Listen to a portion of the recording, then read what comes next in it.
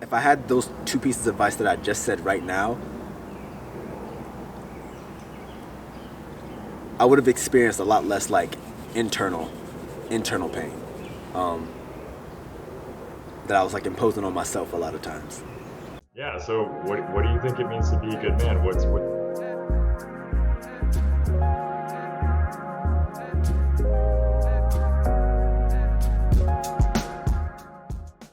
Hi, my name is Maurice Norman. I am from Mineral Springs, North Carolina.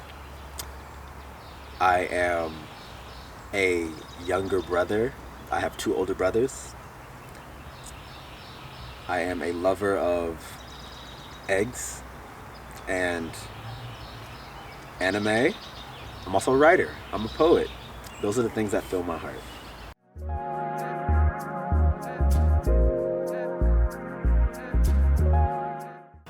I define a good man as someone who doesn't shy away from responsibility. Whether it's the responsibility of being a friend, a father, a brother, any sort of communal responsibility, someone who can really rise to the occasion and support others, be attentive to the feelings and the emotions of others. My definition of a good man, I often go back to like the absence of my father in my life, or some of the men who have harmed me in ways that I'm just realizing now in adulthood. But now I think more so my definition of a good man is coming from solid men in my life nowadays. Like I'm meeting so many great role models and folks who, if I were younger, they would probably be father figures. Men who are solid contributors to their families, who are tending to their mental and emotional health. They don't bottle things up. They're not perfect, of course, but they are aware. It's like, 'cause sometimes I adopt mentors and they don't even know that they're in that role. I'm just like, oh yeah, I like you now. I'm gonna stalk you from a distance. And sometimes I'm very honest about going up to them and being like, listen, I like what you're about. Let's have a coffee every few months or something. One man, his name is Dr. Bill Keys. He was around when I was just a wee little boy in college. I was like 18, 19. I joined this internship program where it was called the Charlotte Collegiate Institute, and it brought together young black men from Davidson College, Queen's University, Johnson C. Smith University. Every couple Saturdays or so, I haven't thought about these memories in so long. It brought us together to just be exposed to each other first, exposed to intelligent young men trying to make something more of their lives, but also exposed to like professionals, opportunities in the city that we weren't readily exposed to from our backgrounds. But Mr. Bill Keys, he was the centerpiece of it all. He was, well, the mastermind. It was his brain baby. And he just held it down in every way. He was available during the program, outside of the program if we needed him for emotional support.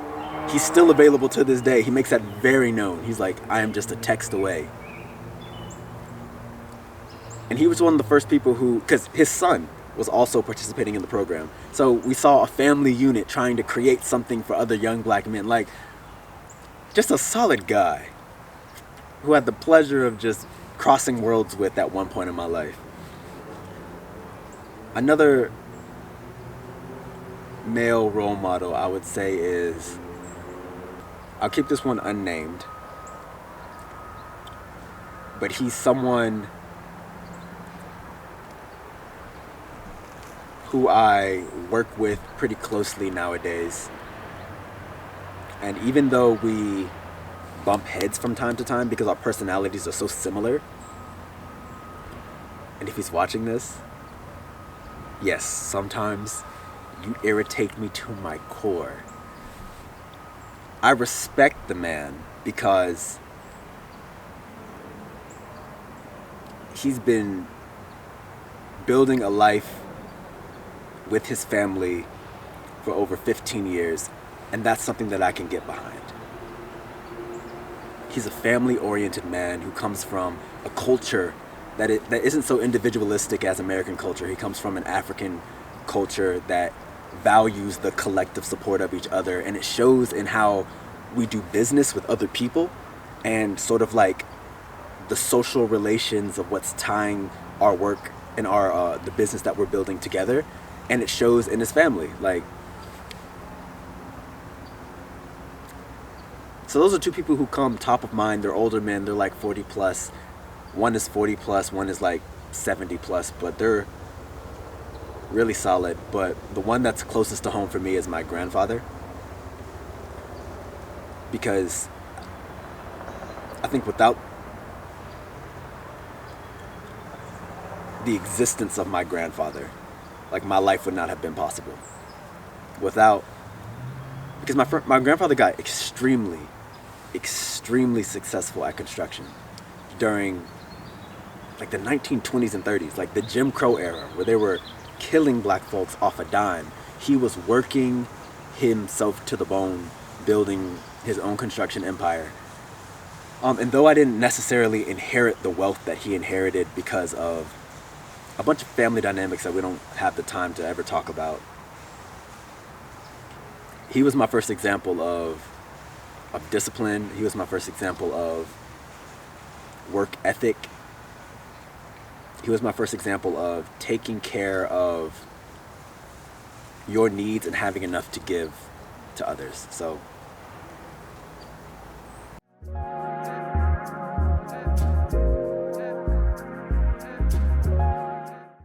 yeah, this is a very timely question. I think I'm grieving and letting go. I mentioned that I grew up in a household. I mentioned I grew up in a single-parent household. My father was not around in the ways that I needed him to be around as a child. And as of like mid last year,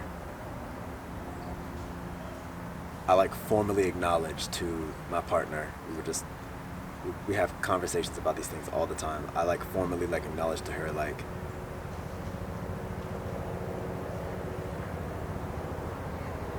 I am no longer yearning for right now what I needed in my childhood. And yeah, that was a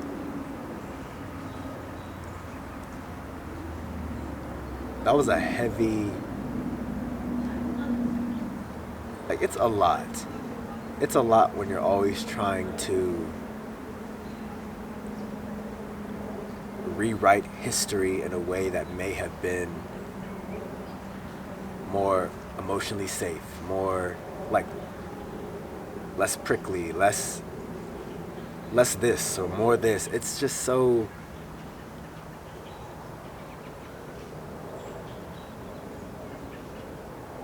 heavy to always be carrying around what could have been. And I think part of seeing my father's humanity and the whole of who he is, and recognizing that he is not just someone who failed at fatherhood, but he's also a man in his own right. He's also many other things beyond the ways he rose to the occasion or did not in my life. Part of that was just recognizing that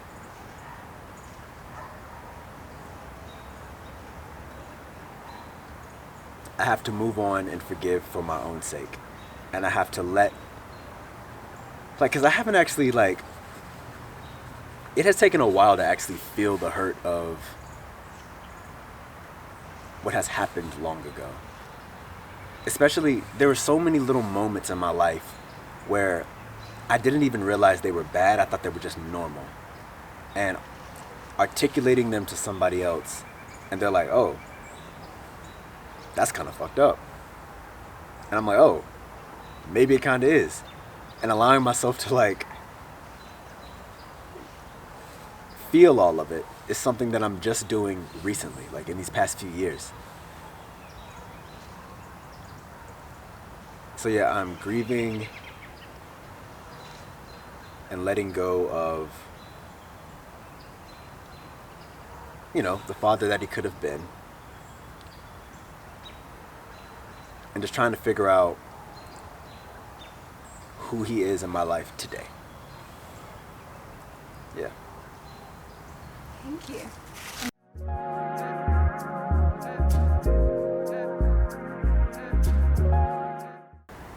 Yeah, so I know I mentioned that I'm in a relationship right now. But this is like my first relationship in like 5 years. Because for so long I have been shying away from romance and romantic intimacy because of past relationships. So I think that I am like facing the fear of that in real time, and it's a really recent development. And it's scary. It's also very easy to slip back into old habits, slip back into like less helpful ways of communicating, or slip back into, it's really convenient being alone sometimes.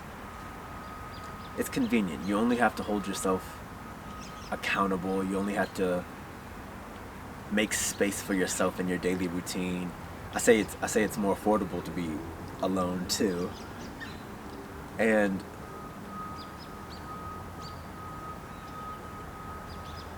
yeah, I had forgotten about the joys of being in love because I had been so hurt by romance in the past that I sort of just completely removed it as an option in this stage of my life. And it took the person that I'm with right now to really, the patience that we had for each other. I'm not going to make it sound like she was just waiting on me. No, like we were waiting for ourselves to be ready for this type of commitment, which is still difficult and still baked in a lot of challenges and uncertainty. But it's a fresh reminder that, what's on the other side of it is a great opportunity for connection, and just, that's what I've been, surrounding myself with lately.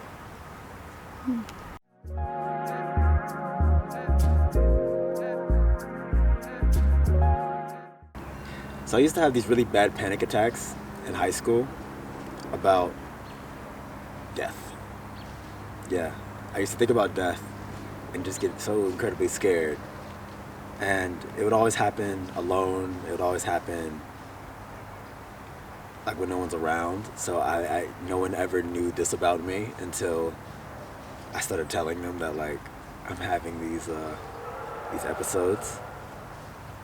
And I remember I told my brother once, my older brother, I said, yo, I'm having these panic attacks. He said, just shocked. He was like, what are you talking about? I was like, yes, I think about death and I get really scared. I just don't know what's going on. And he looked at me, and I don't even think he knows how profound this statement was to me. That the fact that I still remember it. He looked at me, he said, Maurice, it's okay. Everybody has to die.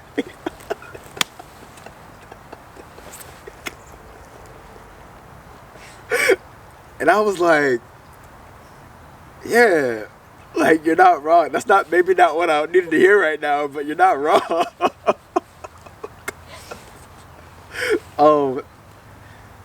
But I just remember feeling so like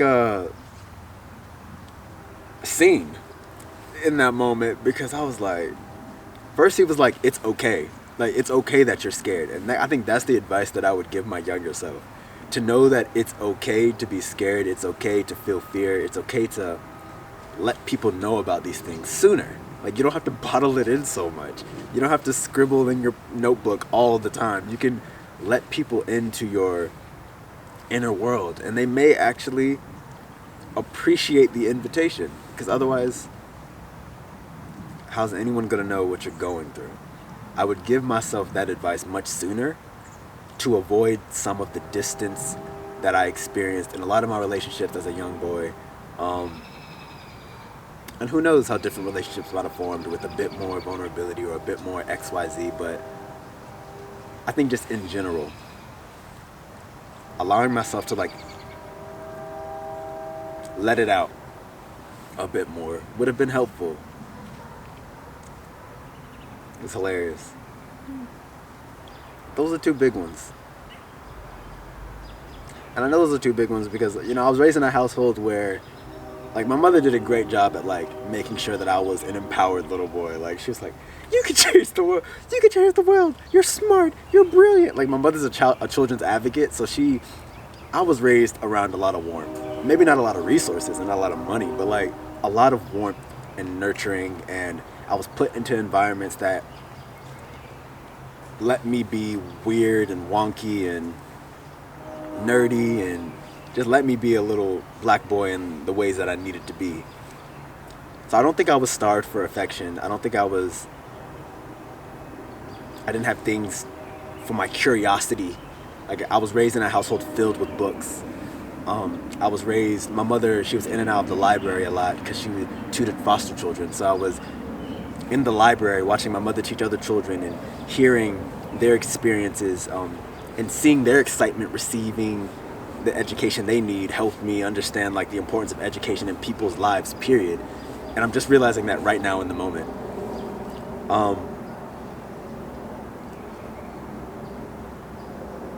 So yeah, I think if I had those two pieces of advice that I just said right now, I would have experienced a lot less, like, internal pain. That I was, like, imposing on myself a lot of times. Because I was an angry little boy when I felt like I wasn't being heard. But I wasn't being heard a lot of the times because I either didn't have the language for my emotions or I didn't feel there was space for them, so.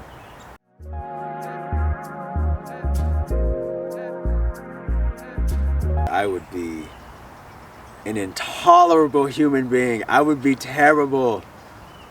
I genuinely believe that.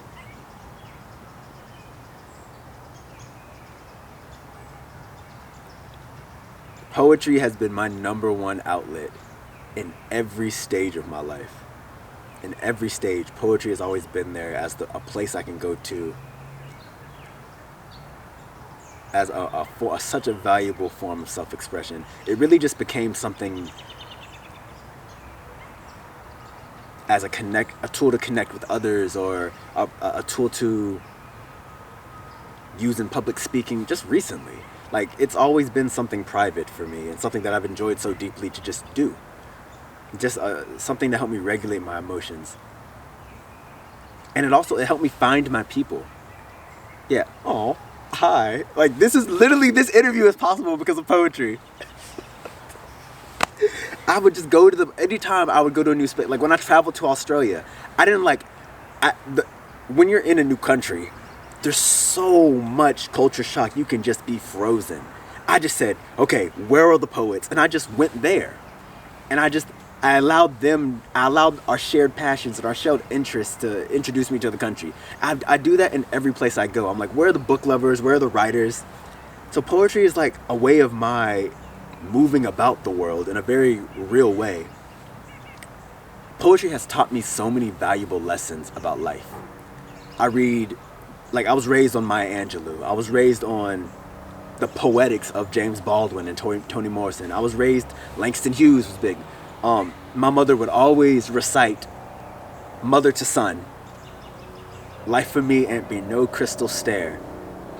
She would paste that poem on the wall because it was one of her favorite poems. So I was introduced to Langston Hughes at a really young age.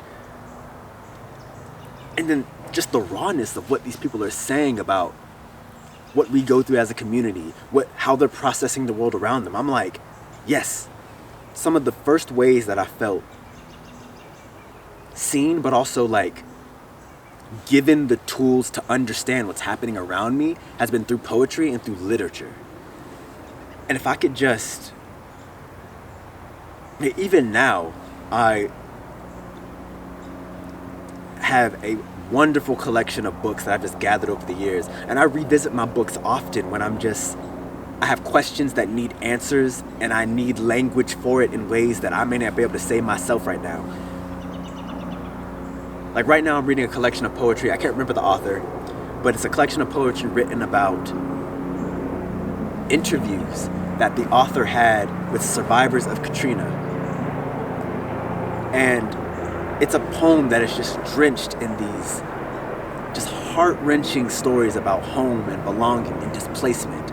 And while some of the stories are through the lens of like white middle-class folks or Hispanic immigrants or folks that I can relate to, like low-income black folk, like the general theme about home and belonging and displacement through their stories is what helps me understand what people are feeling and helps me give language to, this really transitional period in my life right now where I'm a young man trying to build a home for myself, trying to navigate this stage of my life. So it's like, but poetry allows that to happen.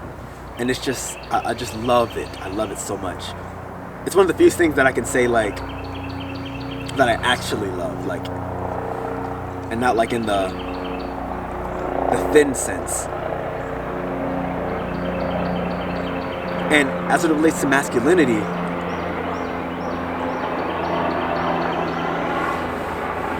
just wait for the plane.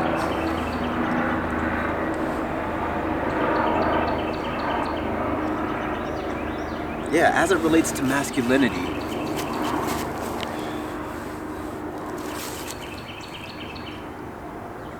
yeah, I know there are a lot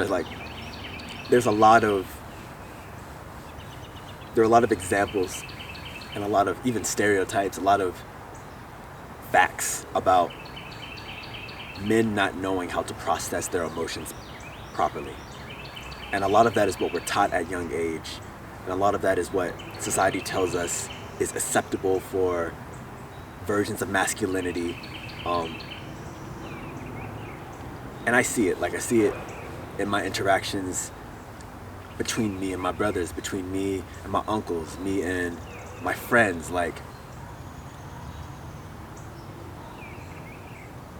and how we connect with each other and the depth of our intimacy. Because that's so important in a lot of relationships between men, just being intimate and being vulnerable and understanding that it is okay to be tender with each other.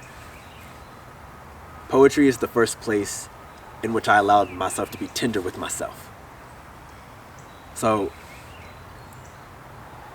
because it's private, there's no judgment, there's no eyes on it, there's no shame in it.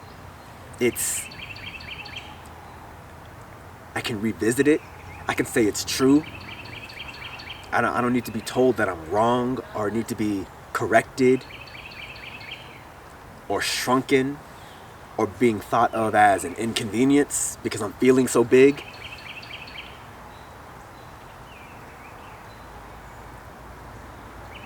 Yeah, I always carry poetry in with me as just a tool to help me navigate the experience of masculinity because I'm still figuring it out and I still definitely stumble a lot.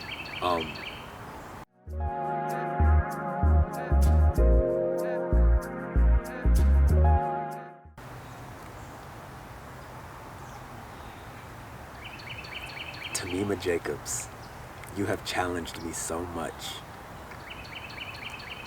I don't even know if you're gonna see this video, but you need to know that my definitions of community have changed since knowing you. I mean, you need folks to just be yourself with in the most goofy, ugly, challenging, sad, all the faces that we carry, all of the different selves that we have inside of us. You need community to help see those parts, to help. You just need people to lean on.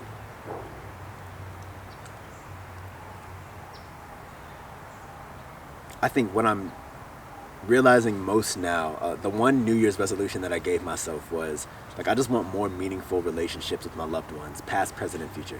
That's it. Because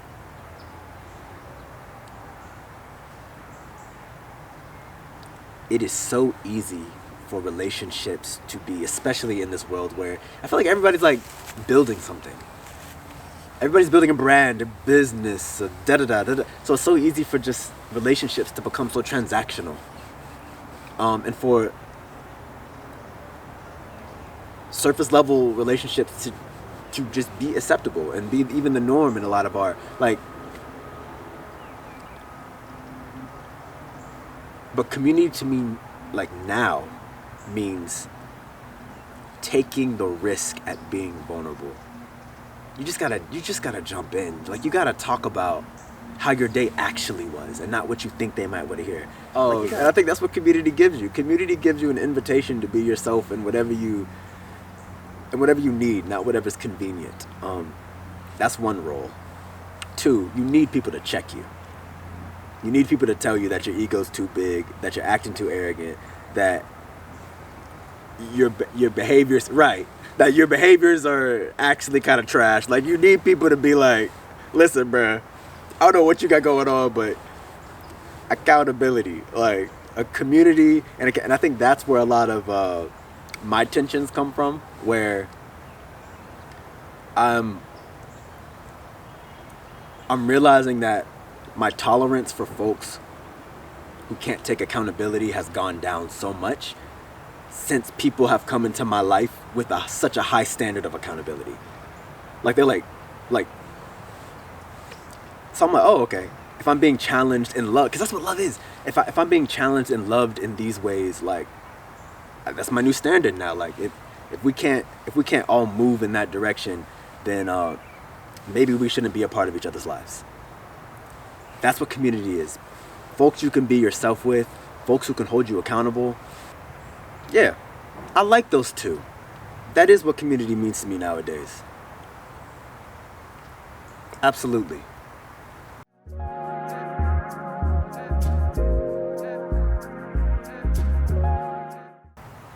Yeah, I have a few. I think the one that I live by right now is closed mouths don't get fed. Yeah.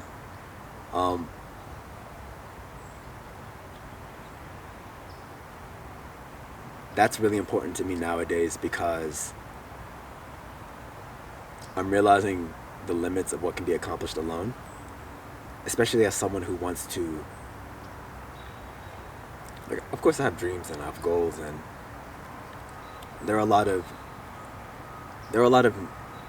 negative portrayals or caricatures of men only being defined as builders and providers or goal chasers, but there's something very productive about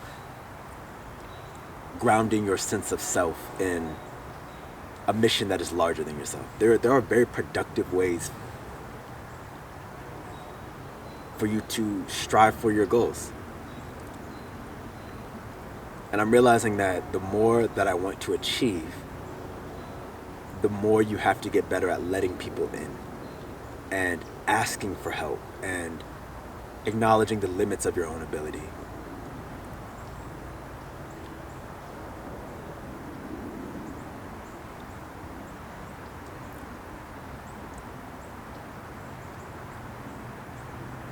Another one is something my mother told me. She said, you have to know when to love people with a long-armed spoon. She was spitting, boy. I was like, oh my gosh, Mama, why'd you tell me that? Because it is so true. Like, you have to know when to say, listen, I'm going to have to love you from a distance because something is misaligned here. And I love myself a bit too much to expose myself to whatever's going over there right now. So we're just going to have to, boop, here's some soup with this long armed spoon. I always picture, every time you say, I always picture like the longest of armed spoons. Not like some baby joint, like a, like there's, I'll be like, Mama.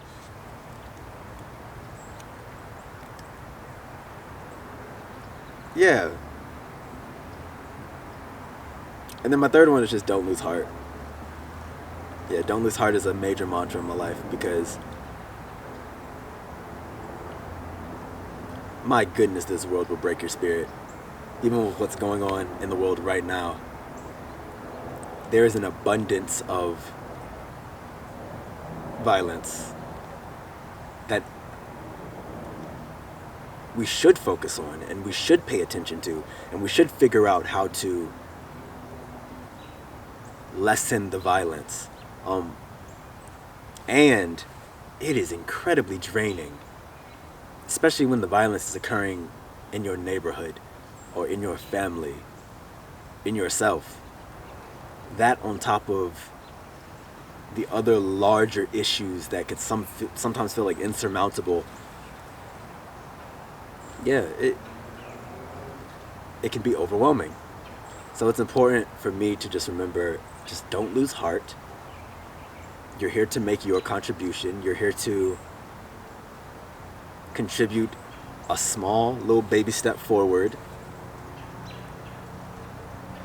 But it is going to be tough, and that's okay. Yeah, those three are the top three right now. Those are in rotation right now.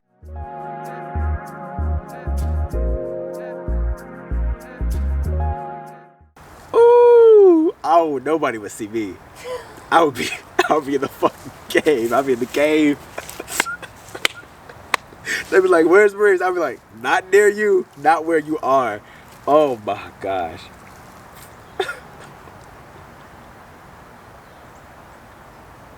Okay, I'm gonna take a quick detour because I'm listening to this podcast. Trevor Noah just released this podcast.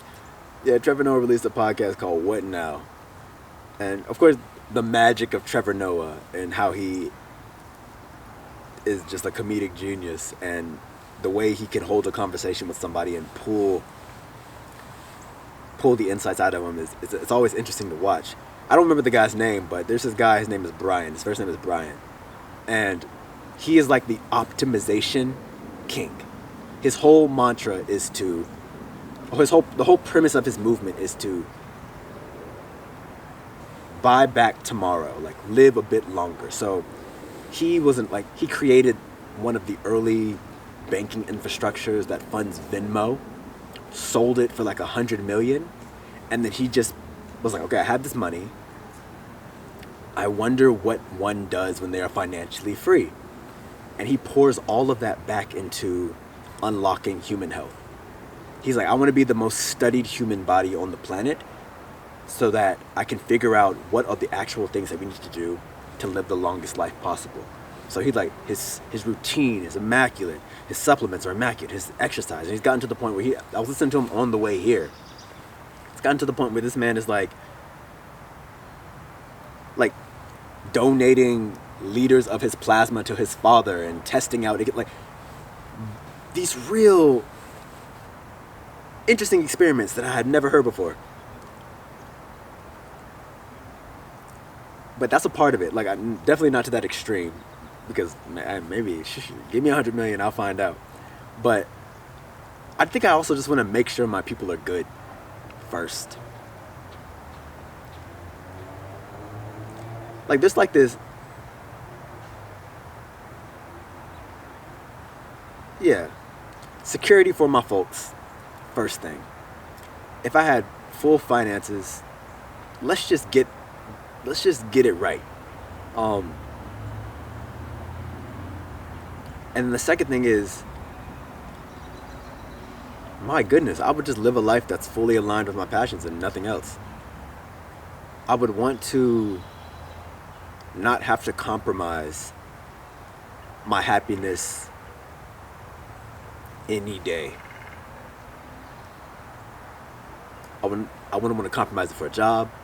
I wouldn't want to compromise it for a paycheck, for a lover, for a family member. Like, I would just remove inconveniences, things that are just chipping away at my happiness, which I do know the things that I tolerate in my life, versus, like, always telling myself, like, I mean, we all have, to a certain extent, we all have to do the things we have to do the things we want to do. That's just like the way the world is set up. And having the money to just erase that and fill it with the joy,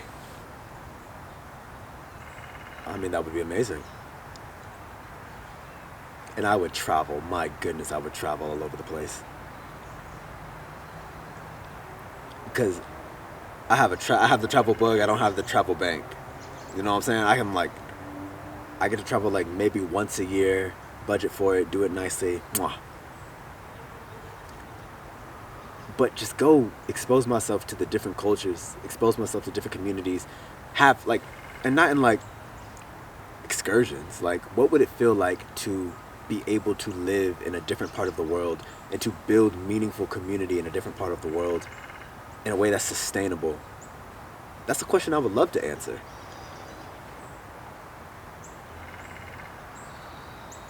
And then there's just, yeah, I think I would want to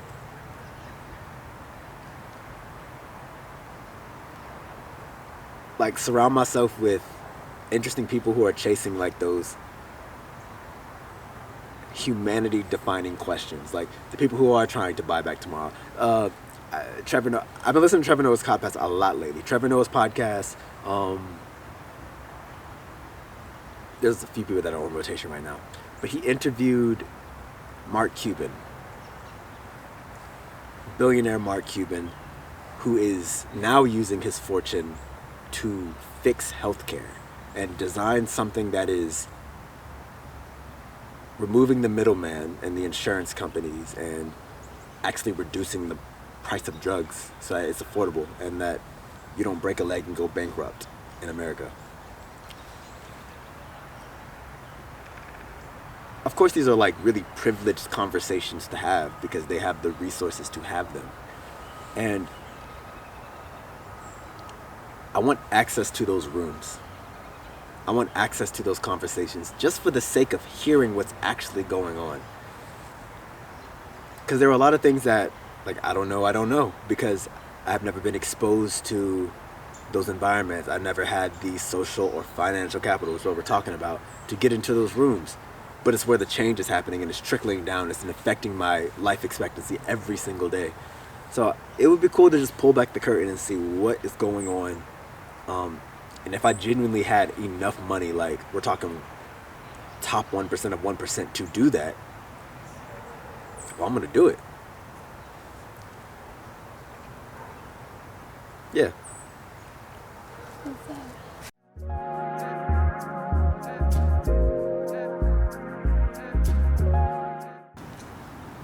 I'll just say that masculinity is a journey. Like many things, I don't think you're ever going to have it right. You're just going to do the best you can with the tools that you have, which is your responsibility to expose yourself to better tools if you're not presented with them or given them or shown them. Because I think that's the process that I'm in right now. I'm just like, I'm wanting better tools to take care of myself. And working on loving myself a bit more so I can love others with more intention. But it's a journey, and it's okay you're going to stumble along the way.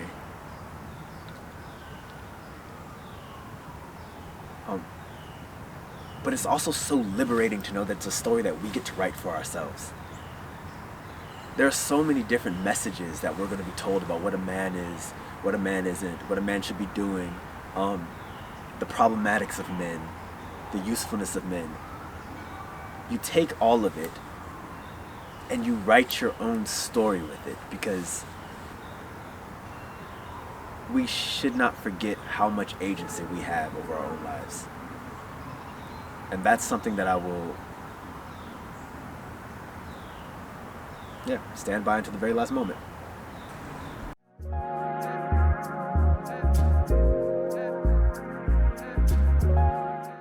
Okay, this is called Guide to Grow. Open your eyes, newborn. Bless your brown skin. Stop your screaming and crying. Be wise when you breathe. Air is rationed now. Stocked on shelves for a penny and some pride, there aren't many mouthfuls left. Hold dear your smile. don't barter it away to every waving stranger. Some you'll call father. He'll address you with the nickname. You'll answer with the white picket grin. He'll be your first lesson. Distance. You'll learn why tag is a dying sport and your alphabet too. You'll stitch syllables into a new father. You'll call him poem. Bless his brown skin dark enough to hide the seams. Yeah, so what do you think it means to be a good man?